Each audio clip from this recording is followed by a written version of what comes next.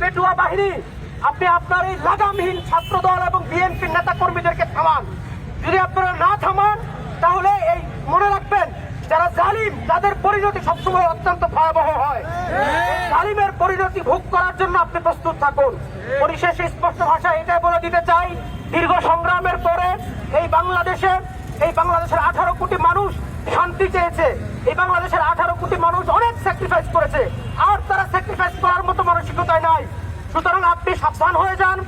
আপনার এই শাসনের যাত্রা শুরু হওয়ার মধ্যেই আমরা গত 2 দিনে দেখেছি প্রায় চারটি খুন হয়েছে, প্রায় শতাধিক ভিন্নমতের যারা ছিল তাদের বাড়িঘরে হামলা করা হয়েছে।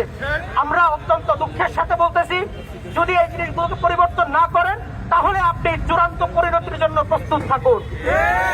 এই বলে আমি আমার কথা এখানে শেষ করছি। ইনকিলাব জিন্দাবাদ, বাংলাদেশ ইসলামী ছাত্র শিবির জিন্দাবাদ।